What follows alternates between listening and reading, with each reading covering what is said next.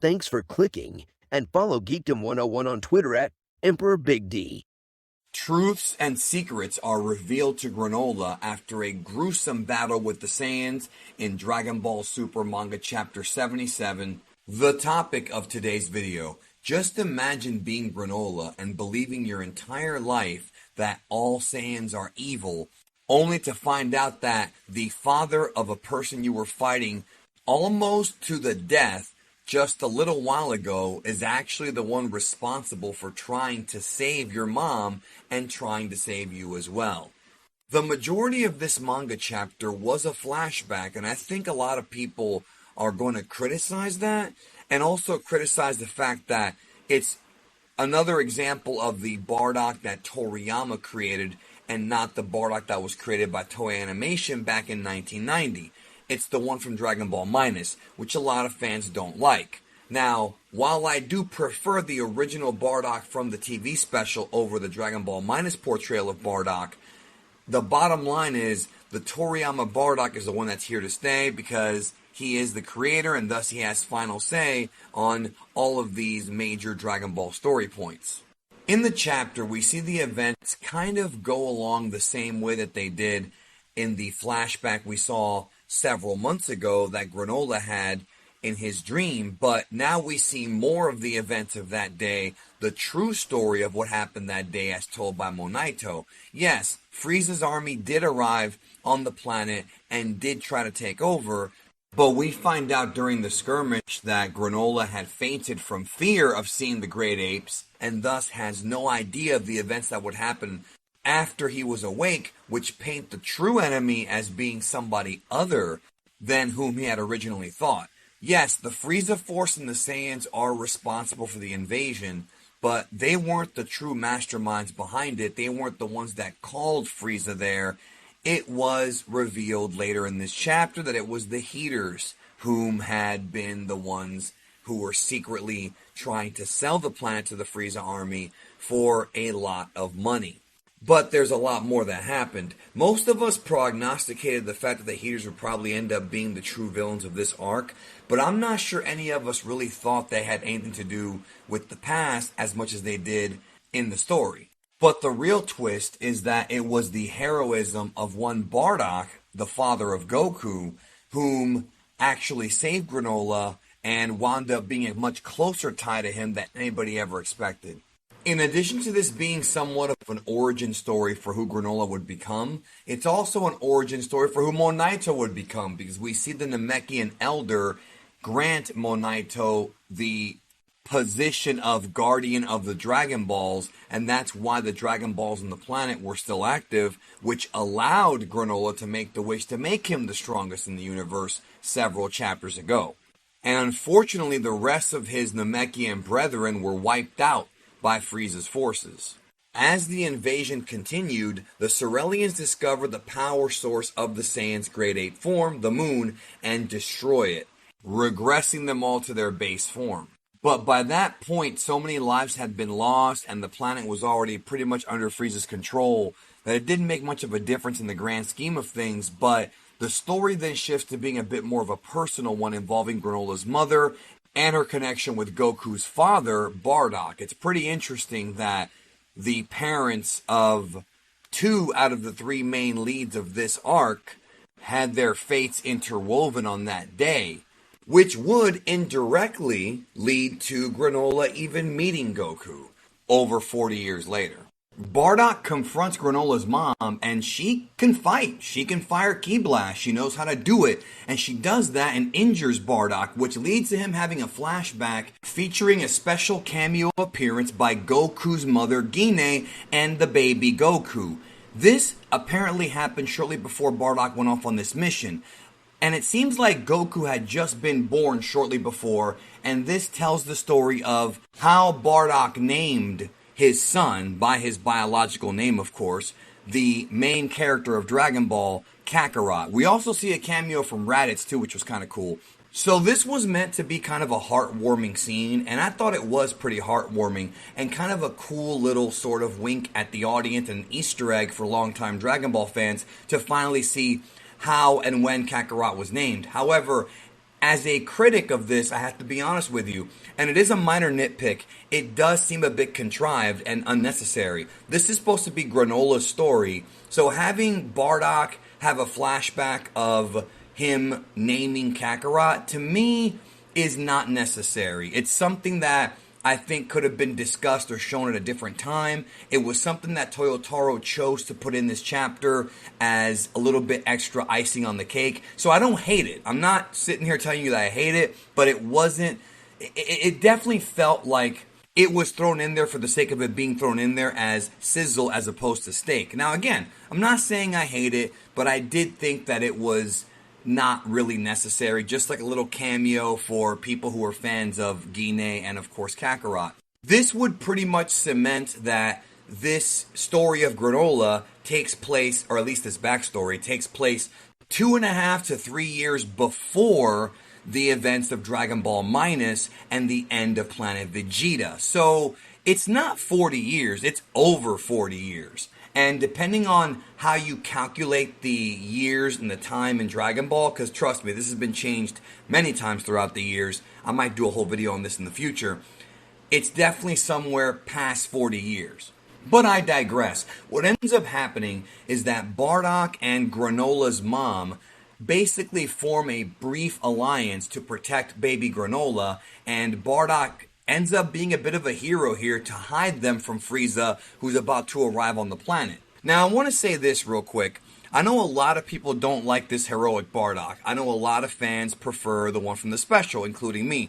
But I have to say that even though this Bardock is a lot softer and more gentle and kind-hearted than the one from the special, he's still a savage. He's still a warrior. That has not changed. I don't think Bardock is 100% kind-hearted. I just don't believe that to be the case. I think he's a tough warrior, but he does have a soft spot. And we're seeing it here, but let's not forget that Bardock aided in the genocide of millions of people throughout his lifetime. So let's not forget that. However, Toriyama chose to soften him up.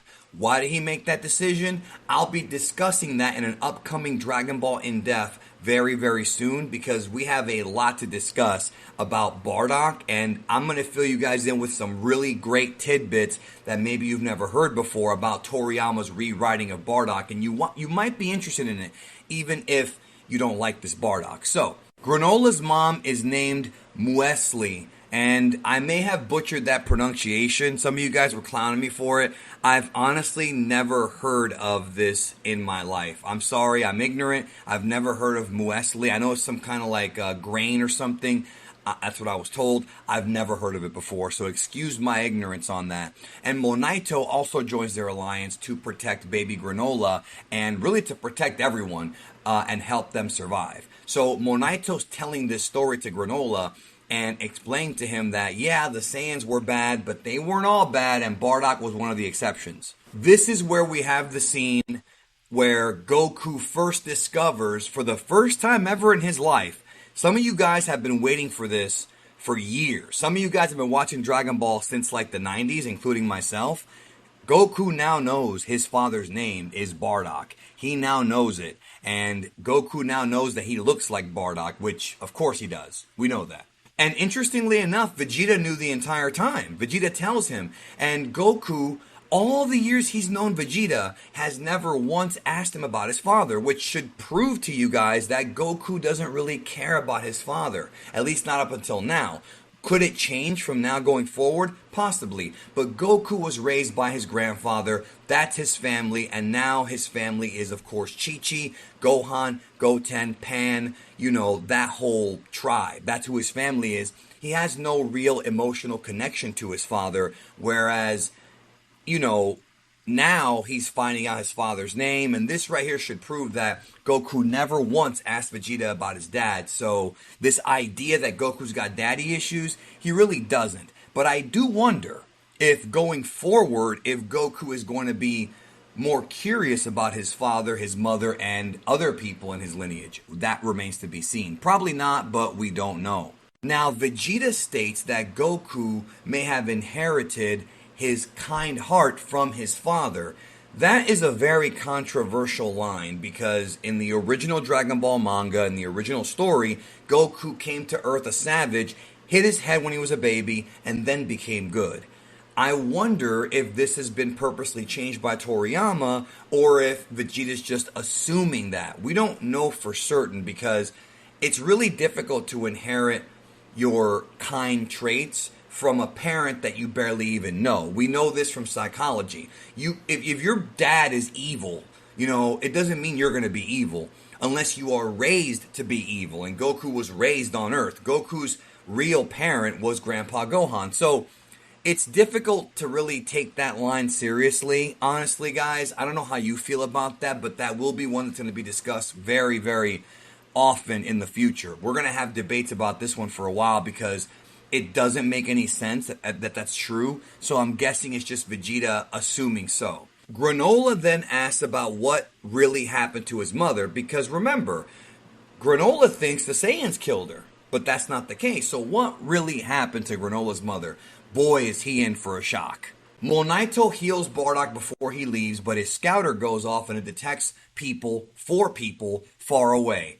And guess who it is? It's the Heater Gang. So the big revelation here, folks, is that the Heater Gang were the ones that sold the planet to Frieza's empire, Elec, Gas, and the rest of them, for 100 billion space bucks, if you want to call them that. And he is the one responsible for bringing Frieza's empire to the planet, which would ultimately lead to the destruction/genocide of Granolah's race. They once again tease that Gas might be stronger than Frieza or wants to be stronger than Frieza, which seems to be a tease for a big fight coming up later in this arc. And we find out that the Heeters are trying to secretly overtake Frieza's forces, which is exactly what we heard earlier in the arc, but they had this plan even decades ago. Of course, that makes you wonder what the heck they were doing all this time, but hey, who knows. Granolah wakes up and sees Bardock's tail, but Monaito uses a technique to put him back to sleep again. And I thought that was an interesting choice, why he would do that, but that's why Granolah assumed that Bardock or the Saiyans killed his family. I mean, it's only what you remember. Here's the real story. Now, what ends up happening is that the Heeters arrive at the house that they're at, and Bardock, who's now wearing a cloak, is pretending to be an enemy about to hurt Granolah, Granolah's mom, and Monaito. Bardock is trying to trick them into not doing anything and to basically leave them to him so that they can survive. He tries to tell them to spare the Namekians because they have mysterious powers, but Elec, being the absolute prick that he is, doesn't care and says, okay, we can spare the Namekian, but the other two have to die, and he tries to kill Granolah's mom by shooting at her. Then Bardock says enough is enough, and he attacks them. But Gas ends up protecting Elec from Bardock. If I'm being critical, guys, I would have preferred a little bit more fighting here. I actually would like to have seen Bardock taking them on, but I also feel like he would have probably been wiped out by Gas based on how they're building him up and how Gas just deflected his shot so easily. But maybe it's because I want to see Bardock fight again. I don't know. We haven't seen Bardock fight since the Bardock special, like actually get into a real scuffle. And I would love to see that, with the exception of episode of Bardock and Dragon Ball Heroes. But I mean, in the main storyline, we haven't seen that in a long time. So I do hope that in the future, we get more of these Bardock stories. I really would like to see that because there's probably a lot more adventures that he went on throughout the years. But I digress. By the way, make sure you leave a like here on the review so that it gets pushed to more Dragon Ball fans. And subscribe if you are new. This is the place to be for Dragon Ball manga, anime, and movie information, as well as some really in-depth videos I got planned for you guys very soon. We have transformation guides, technique guides, and in-depth analysis on the series. Anyways, let me get back to the story. So Bardock escapes, and the Heeters get pissed. And we find out that the wound that Granolah's mom suffered is indeed fatal. So the big secret now, folks, is that, yes, the Heeter Gang, Elec specifically, is the one who murdered Granolah's mom. Boy, is he going to be pissed off. Guys, you have just angered the strongest warrior in the universe. There is going to be hell to pay. Frieza might still be a potential target for Granolah. Oof, Elec Elec's days may be numbered if Granolah has anything to say about it. Now, it appears there is still more to this story than has been told, because it's teased that Gas and Bardock are about to fight. So we may see that next chapter. It's possible, although I'm not 100% sure on that, because the chapter ends with Elec and Gas having a conversation in the present about what happened 40 years ago. And it's almost implied like Bardock beat him. I'm not sure if that's really what happened, but it's implied that Bardock may have beat him. We'll talk about that on the live stream I'm doing in a couple of days here on the channel, guys. Friday, I'm doing a live stream, the 22nd, so be here for that. We're going to have a discussion all about this manga chapter, and I'll get you guys' thoughts on what you think really happened. So the cliffhanger is that Elec has one of the 2 Dragon Balls from Planet Cereal, and he basically says that now is the time to find the other, well, Mackie says it, now's the time to find the other Dragon Ball. So that's the big teaser, the big cliffhanger for Chapter 78. This is a turning point in the Dragon Ball Super manga. Granolah now knows the truth, and the Heater gang are on the hunt for the last Dragon Ball, and if they get those Dragon Balls, we might have a real problem when it comes to how to handle these dudes, especially if Gas gets powered up like Granolah.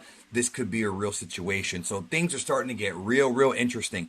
I really like this manga chapter, guys. Chapter 76, I was not a big fan of. Some of you guys liked it. I did not. Chapter 77, I really do enjoy. I know some of you guys are not going to like it, but that's why we're all here. We all have an opinion, and I really like this chapter. Yes, there was some contrived writing. Yes, there were some nitpicks, but overall, I enjoyed this. I really did enjoy it. I liked what we saw from Bardock. I liked what we saw from Granolah's mom and Monito. And I liked that we took a break from the present and went back to the past. That's all refreshing to me. What did you think? Leave a comment. I will see you guys in a couple days here on the channel to do the live stream. And if you like this video, check these out as well.